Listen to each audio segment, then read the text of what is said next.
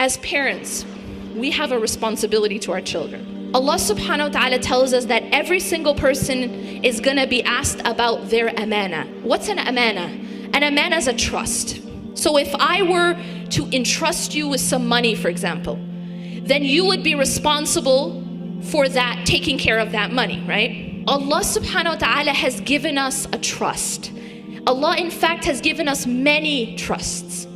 And one of the most precious of them is our children. Allah will ask us what we did to give our children their right of an Islamic education. It's not just something optional.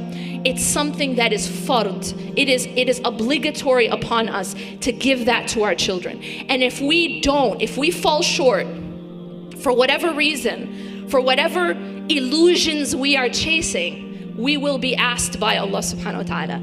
We will be asked why we did not give them that education and that environment that was their right.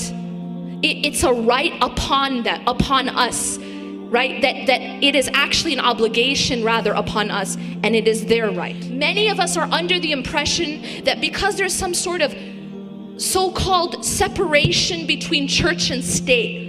No, my children, they're not being taught about Jesus at school. They're being taught something more dangerous. When you take a certain medicine, right?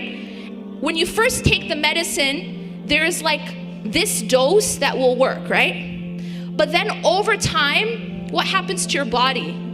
It becomes desensitized essentially to that dose, right? So now as you have to take a certain medicine chronically, you will have to take a higher dose for it to have the same effect. Yes? You know this, right? It's how it works with drugs, it's how it works with medicine. It's the same thing psychologically. So what happens is when you become exposed to something a lot, your heart starts to become desensitized. In other words, you become numb. You're putting your children in this environment. How can you think you're not going to be asked? That you didn't do your utmost best to give them the best environment, to give them their best opportunity, and to protect them the most you can. I understand you can't protect your children from everything. I get that. Only Allah subhanahu wa ta'ala can protect them. But wallahi, you're going to be asked about what you did. You're going to be asked about, did you do your part to give them the best protection and the best opportunity to know